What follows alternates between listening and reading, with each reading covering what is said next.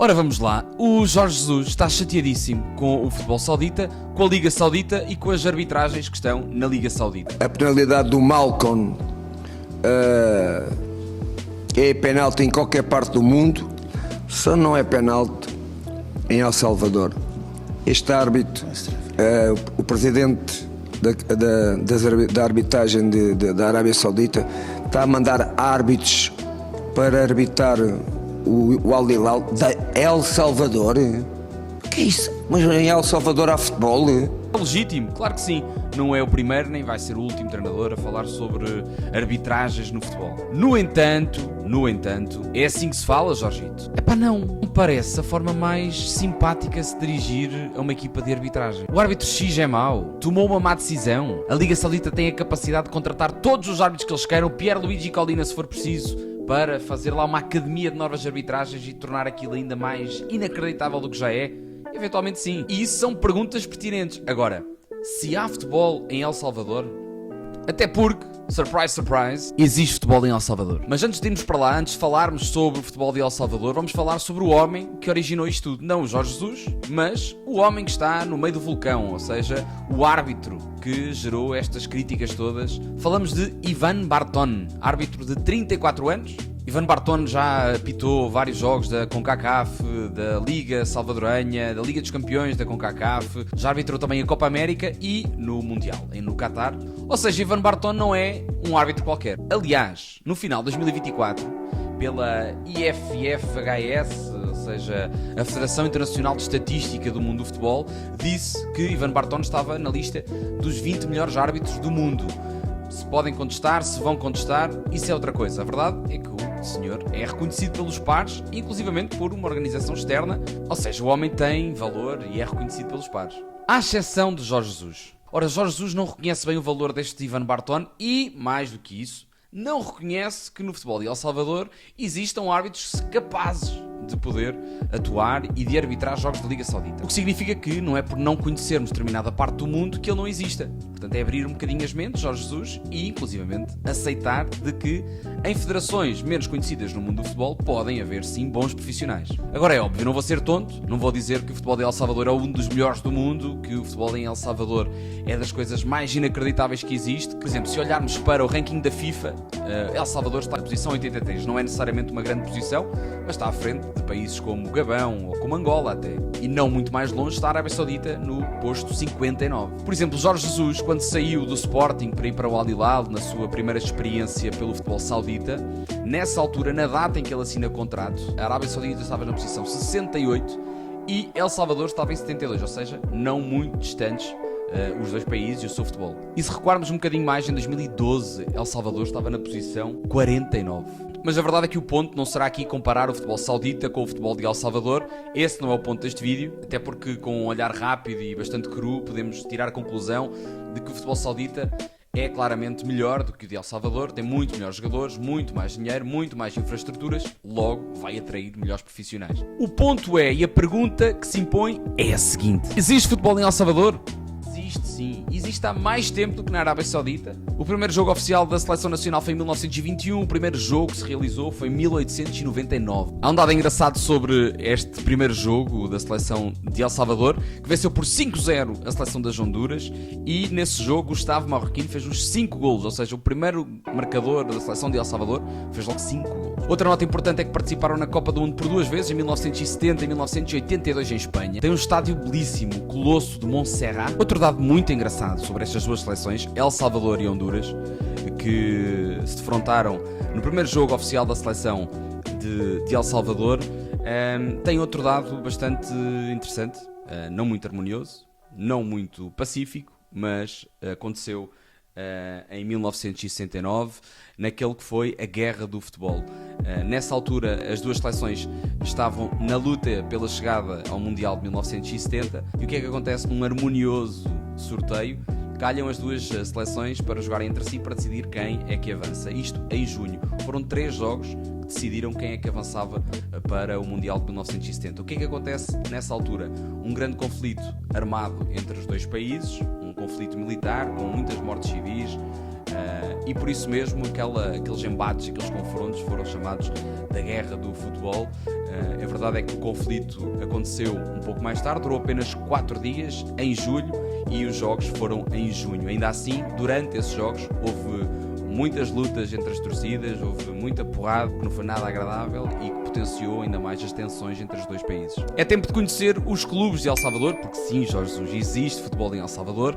O mais vitorioso é o El Rojo, quadro associado, Pastaneco, Rei de Copas e os Tigres. Resumindo, é o Clube Deportivo FAS, clube que neste momento é propriedade de uma empresa norte-americana, mas é a equipa mais vitoriosa nacionalmente em El Salvador. A segunda equipa mais vitoriosa é o Clube Deportivo Águila, também conhecidos como os Emplumados, os Negro-Naranjas, e este é o mais engraçado, La Mitad Más Uno, equipa que é considerada a melhor do século XX em El Salvador. Para além deles temos o Alianza Football Club. No Alianza joga neste momento um jogador que é o Andrés Hernández, que jogou em Portugal. Passou pelos Lusos Vitarães, clube de Paredes, e também jogou na equipa sub-23 do Rio Ave. Outro clube que me chamou muita atenção foi o Clube Deportivo Luis Ángel Firpo. Esta equipa foi fundada como Tecún Human, mas passado 4 dias mudou de nome. E porquê? Porque Luis Ángel Firpo é um grande boxeador argentino, lutador de boxe, cheio de genica, que conseguiu vencer o Jack El Gato Dempsey, um lutador norte-americano, numa luta que ainda hoje é falada, pelo menos contaram, porque no boxe é uma luta relativamente famosa. E o argentino, um dos primeiros sul-americanos a lutar no continente norte-americano, venceu logo um dos grandes lutadores, como é o caso de Jack Dempsey, e por isso mesmo, em sua memória, Luis Ángel Firpo teve então o seu nome atribuído a um clube de El Salvador. Relativamente a jogadores de futebol, que é isso que nós gostamos de ver dentro do relvado, temos o melhor marcador da seleção de El Salvador, o Raúl Díaz Arce. O segundo é Rodolfo Zelaya. Jorge González, que já lá vou falar sobre ele, e Nelson Bonilla, que ainda joga, tem 65 golos, está a 3 de chegar aos mesmos que Raúl Díaz Arce, ou seja, pode muito bem ultrapassar esta marca e ser o melhor marcador de El Salvador, Nelson Bonilla. Relativamente aos jogadores mais utilizados em El Salvador pela seleção, Darwin Seren, Alfredo Pacheco, Denis Alas, Alexander Larin. Darwin Seren ainda joga e por isso continua a aumentar o seu número, está a 2 jogos de conseguir as 100 internacionalizações pelo seu país. Mas o jogador mais importante de El Salvador, já disse aqui o nome, Jorge González, o Mágico González, é ele quem leva a coroa de melhor jogador de sempre de El Salvador. Uma alma humilde que merece todo o destaque. Aliás, eu já colei na caderneta de cromos como post várias vezes e por isso aqui também deixo a minha profunda homenagem a Mágico González. Mágico González era o Maradona dos pobres e fazendo este vídeo numa alusão e em comparação e relembrando o futebol de El Salvador depois de um treinador que está na Arábia Saudita, um treinador nascido na Amadora que agora ganha milhões de euros na Arábia Saudita, a falar sobre futebol naquele paísinho chamado El Salvador. Lembramos, isso sim, esta alma importante que é Mágico González para recordar aquilo que é o futebol na sua essência. Mágico González sempre preferiu usufruir e aproveitar toda a boémia da vida, todos os bons prazeres que a vida nos pode oferecer, ao invés de chegar ao Olimpo do futebol. Começou a jogar no Antel, foi para o Independiente e depois fez grande parte da sua carreira no FAS, clube que já foi aqui falado. Mágico González foi um dos principais responsáveis por El Salvador se conseguir classificar para o Mundial de 1982, um Mundial que não correu muito bem, é verdade, mas estiveram lá e é o que conta. E a verdade é que depois desse Mundial, a Europa começou a olhar com outros olhos para Mágico González e queria ficar com ele no continente europeu. A verdade é que depois de serem eliminados, a comitiva toda de El Salvador veio para casa, enquanto que Mágico González ficou a aproveitar as praias espanholas e ficou por lá. E por isso, depois de muitas noitadas, depois de muitas viradas de noite, aí sim ele foi contactado por alguns empresários para querer ficar com ele e para deixar Mágico González na Europa, mais concretamente em Espanha. E foi isso que aconteceu. Estava ele em Málaga, diz ele que passou 3 noites sem dormir e apareceram 3 empresários vestidos de preto a dizer: tu vens para o Cádiz, é isso mesmo.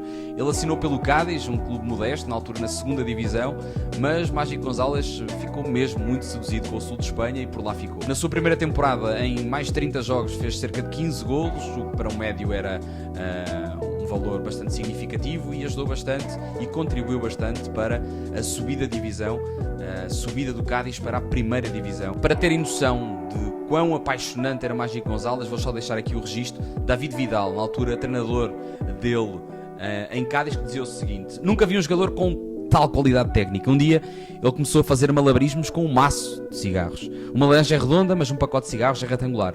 A sensualidade que Deus nos deu nas mãos, Deus colocou nos pés de Jorge. Ele coloca a bola onde quer. Eram estas as palavras de David Vidal sobre o Mágico Gonzalez, que encantou rapidamente todos de Cádiz. Fora de campo, o Mágico também era um ser distinto. Jorge experimentou todas as bebidas que haviam nos bares de Cádiz. Dormia nas horas que coincidiam com os treinos, chegava tarde aos treinos, chegava tarde aos jogos. Muitas das vezes ficava a jogar futebol nas ruas de Cádiz com a garotada que lá andava com uma bola. Inclusivamente há a história de que ele se lesionou num desses jogos a jogar com a malta de rua. Mas a verdade é que Cádiz amava o Mágico e o Mágico amava o Cádiz. Reza a lenda que num dos jogos, já na segunda época, que estavam na Primeira Liga, foi jogar contra o Atlético de Madrid e o Mágico Gonzalez chegou tarde. Tinha sido uma noite complicada, tinha bebido um bocadinho mais, não lhe caiu bem o gelo e ele segue para o jogo já atrasado. Ainda assim é titular e reza a lenda que o menino, a certa altura num canto, não era ele que o estava a bater, encostou-se a um adversário e adormeceu. De qualquer das formas, vocês devem estar a pensar, então ele era péssimo jogador, profissional, claramente não era dos melhores, mas isso acabava por se refletir no campo. A verdade é que não, o Mágico Gonzalez contribuía e muito para o futebol de Cádiz, não era uma equipa super poderosa, a equipa não acompanhava o talento de Mágico Gonzalez, eles acabam por descer de divisão nessa época, mas Espanha, por inteiro, ficou apaixonada por aquele cabeludo de El Salvador. A verdade é que nessa segunda época, tanto Real Madrid como Barcelona, ele faz exibições fantásticas contra essas super equipas. Ainda hoje dizem que é celebrado o golo que ele faz contra o Barcelona, ainda é relembrado com muito amor aquele golaço que ele faz contra o Barcelona. Mas o próprio Maradona chegou a dizer que era tão bom quanto ele, o Mágico Gonzalez. Eles chegaram a encontrar-se. Porquê? Porque o Mágico Gonzalez teve tão bom desempenho, ele encantou tanto em Espanha que ele acaba por ser contactado pelo Barcelona e vai em digressão com o Barcelona para os Estados Unidos, meio que em testes, numa altura diferente do futebol, mas foi meio que em testes, foi fazer uma experiência no Barcelona e foi para os Estados Unidos fazer um jogo, aliás, 2 jogos, frente ao Fluminense e frente ao New York Cosmos. Porém, já com a fama de que ele era um bom boémio, o menino decide, a certa altura, envolver-se lá com umas senhoras do hotel e por isso o Barcelona franziu o nariz e decidiu, com este eu não fico, antes que ele comece para aqui a fazer as neiras durante a época. Para a história fica Mágico Gonzalez a jogar em conjunto com Diego Armando Maradona. Resumindo, o Mágico Gonzalez, para além de ter contribuído muito dentro de campo, ele ofereceu-nos algo mais, uma lição importante sobre autoconhecimento, sobre aquilo que nós somos capazes e aquilo também que nós queremos viver verdadeiramente. Nós não temos que chegar todos à melhor posição do mundo, nós não podemos ser todos os melhores do mundo, mas aceitarmos como é suposto. A verdade é que o Mágico Gonzalez conseguiu cumprir toda a sua carreira, fez uma carreira longa, apresentou-se já perto dos 40 anos e soube aproveitar tudo aquilo que a vida lhe ofereceu. O próprio diz isso, ele diz que cumpriu todos os sonhos enquanto jogador de futebol. Hoje Mágico Gonzalez é taxista em El Salvador, portanto se lá forem já sabem com quem é que têm que falar. É portanto um cromo genial, tanto dentro como fora de campo. Mágico Gonzalez, o melhor jogador de El Salvador.